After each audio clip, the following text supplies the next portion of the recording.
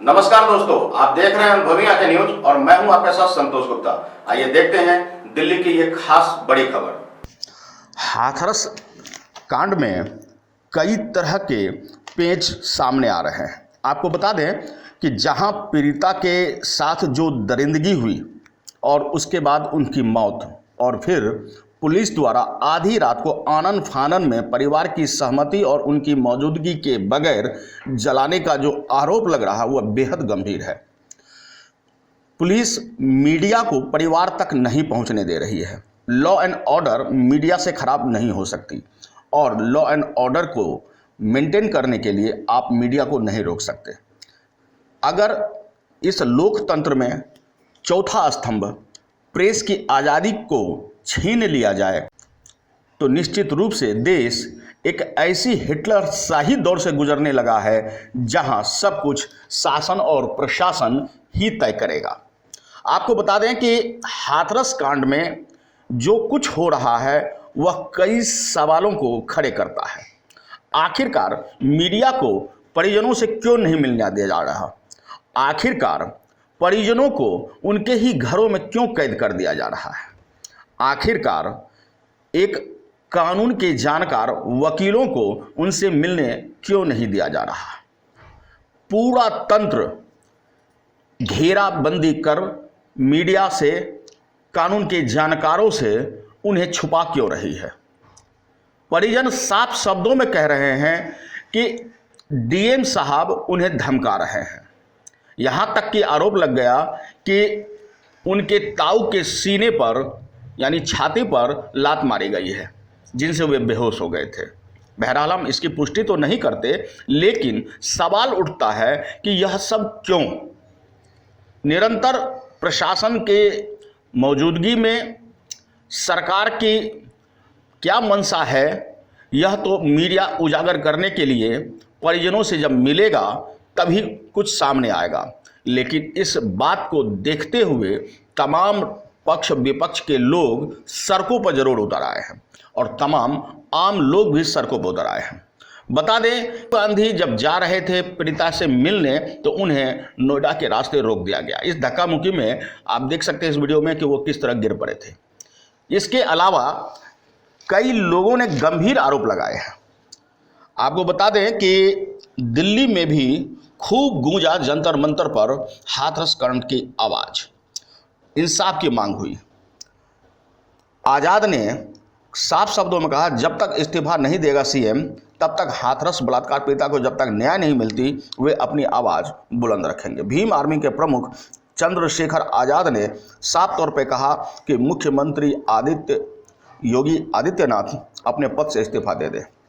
वहीं इस सामूहिक बलात्कार और उत्पीड़न से जान गंवाने वाली एक लड़की, मासूम सी बेटी की मौत और उसके बाद उनका अंतिम संस्कार उनके परिजनों के बगैर, हिंदू रीति रिवाज के बगैर रात के आधी को 2 बजे के आसपास कर देना निश्चित रूप से प्रशासन और शासन पर सवाल खड़े होती है।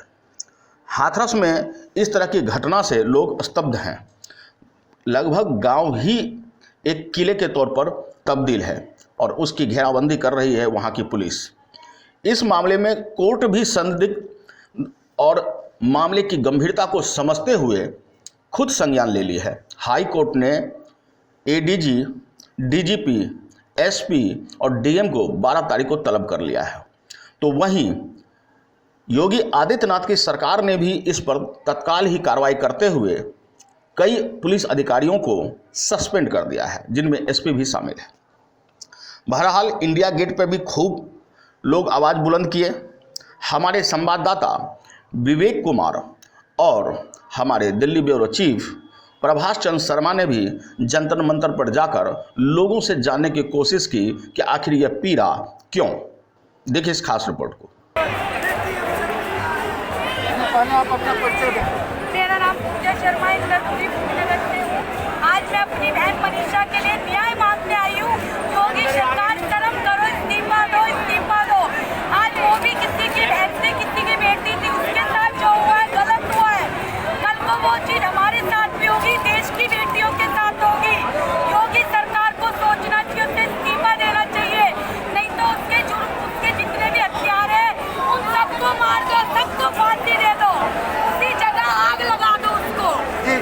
पहला सवाल आपसे कि क्या आप लोग किसी राजनीतिक बैनर के तले हैं या नहीं, सामाजिक नहीं, बैनर हम कोई राजनीतिक तरह से नहीं है। एक हम अपनी बहन के लिए इंसाफ मांगने आए हैं। मनीषा ये मनीषा के साथ गलत हुआ है। आज मनीषा की ये दलित की बेटी के साथ हुआ है। समाज के सारे बहन भाई उसके साथ है। इसमें कोई राजनीति, कोई बीजेपी, कोई पॉलिटिकल कुछ नहीं है। हम समाज के नाते बेटी के साथ खड़े हैं। आज उसकी आत्मा भी देखेगी। मेरे साथ एक भाई नहीं, 1000 भाई है, 1000 बहनें जुड़े, 1000 परिवार जुड़े। आज हम अपनी बेटी के लिए खड़े हुए हैं। उसको इंसाफ दिला के रहेंगे। नेता की बेटी के साथ नहीं हुआ। अगर नेता की बेटी के साथ होता ना तो नेता भी 200 लड़ाइयाँ कर लेता। आप अपना नाम बताएं। मेरा नाम आरती है, मैं दिल्ली में रहती हूँ, इंदौरपुरी में। अगर योगी के साथ, अगर योगी इंसाफ नहीं दे सकता तो पब्लिक के हवाले कर दे, हम दे देंगे उसको सजा, अगर योगी नहीं कर सकते। लेकिन भारत का संविधान, भारत का कानून हमें इस बात की इजाजत नहीं इन्हीं का देता है। कानून बनाया हुआ है। ऐसे में आप सरकार को क्या सजेशन देंगे? सर, योगी सरकार को ना सरकार बैठानी नहीं चाहिए। जब वो लड़की के लिए इंसाफ नहीं कर सकते वो सरकार क्या चलाएगी? आप कुछ कहना चाहते हैं? मेरा नाम हरीश आर्य, इंदरपुरी बुंदनगर से। आप हिंदू संस्कार की बात करते हो तो संस्कार का टाइम 6 बजे के बाद सूर्यास्त के बाद, संविधान भी हमारा लागू है। 6 बजे के बाद सूर्यास्त के बाद कभी संस्कार नहीं होता है। क्यों जला दिया? ये पुलिस वालों को शर्म नहीं आई कि उनके परिवार वालों को शक्ल भी नहीं दिखानी थी। पेट्रोल डाल के उस लड़के का उनको बंदी बना दिया। ये कौन सा संस्कार है? कौन सा इंस्टीट्यूट है? ये मोदी सरकार बिल्कुल अंधभक्त है और बिल्कुल बीजेपी की सरकार बहुत बेकार कर रही है। लेकिन यूपी में तो योगी की सरकार है। यूपी में योगी की सरकार तो बीजेपी की सरकार है सर। और जस्टिस मनीषा, हमें उनको फांसी चाहिए और फांसी चाहिए। यानी सरकार कोई भी हो उससे मतलब नहीं, मतलब इस बात से है हमें अपनी इंसाफ चाहिए। उस लड़की के साथ गलत हुआ, रेप किया, जीप काटी, रीढ़ की हड्डी तोड़ दी। अगर वो दलित परिवार की उसकी कोई सुनवाई नहीं है। अगर कोई ब्राह्मण की लड़की होती, कोई ठाकुर की लड़की होती, उसकी सुनवाई जल्दी होती है। नहीं। देखिए, इसमें जातिवाद की तो बात ही नहीं होती। ये तो मैं कह रहा हूँ। सबसे पहले तो जातिवाद सबको हटा के हम बात करें। बेटी बेटी होती है, वो बहन के लिए हम इंसाफ चाहिए और उन्हें फांसी होनी चाहिए। बेटियां सेफ नहीं है। लड़कियां सेफ नहीं है। लड़कियों को डर डर के अपने घरों से निकलना पड़ता है। रात के 7 बजे अगर बेटियां घर से लेट हो जाए तो उनके पेरेंट्स को इतनी टेंशन होती है कि आपको घर से निकलने पर फोन आते हैं, 10 बार फोन आते हैं कि बेटा हम लेने आ जाए, तुम ठीक हो? अरे ये कब खत्म होगा ये सब? हम जो लड़कियां हैं उनकी सुरक्षा की कौन जिम्मेदारी लेगा? कब जागेगा हमारा देश का संविधान, हमारे देश का कानून? देश की बेटी साथ सुरक्षित नहीं है। इस देश के अंदर जिस तरह से बेटियों के साथ अत्याचार किया जा रहा है, जहाँ ये कहते हैं कि उत्तर प्रदेश भगवान, जहाँ राम राज्य है, कि इन्होंने अपने आप को कहते हैं कि राम राज्य लेके आएंगे, लेकिन इस तरीके से राम राज्य लेके आएंगे जहाँ बेटियों के अंदर भेदभाव किया जाता है।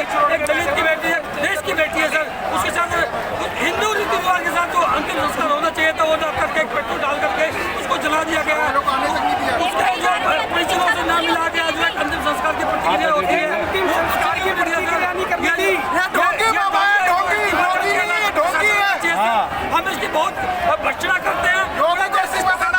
आप कुछ कहना चाह रहे हैं? एक बेटी को, एक माँ बाप को अपनी दरिंदगी करने के बाद उसकी एक अंतिम संस्कार तक की उनको परमिशन नहीं दी गई। राज्य सरकार को उनको जो नेता बने बैठे हैं उनको बोलो अपनी बेटी के धन करे। उनको बाहर विदेशों में पढ़ने बैठते हैं, गरीब परिवार की दलित लड़की की जुबान काटते हैं, हड्डी तोड़ते हैं, उसके बाद उसका अंतिम संस्कार नहीं करने देते। अति शर्म, मर जाना चाहिए देश से। योगी नहीं और ढोंगी है। मनीषा के हथियारों को फांसी दो, फांसी दो। मनीषा के हथियारों को फांसी दो, फांसी दो। जैसा कि अभी आपने सुना, यहाँ बस एक ही मांग है कि वह बेटी थी, देश की बेटी थी, उसको न्याय मिलना चाहिए। ना तो कोई जात, ना धर्म, बस एक ही धर्म, एक ही नारा, वो हमारी बेटी थी, वो हमारी बेटी थी, वो हमारी बेटी थी। हमारी बेटी के साथ इंसाफ कब होगा? इन्हीं मांगों को लेकर यहाँ लोगों ने धरना और प्रदर्शन किया है। कैमरा पर्सन विजय कुमार के साथ प्रभाष शर्मा, अनुभवी आत्मा। लोगों का गुस्सा भी खूब फूटा। कैंडल मार्च भी जंतर मंतर और रोड पर निकाला गया।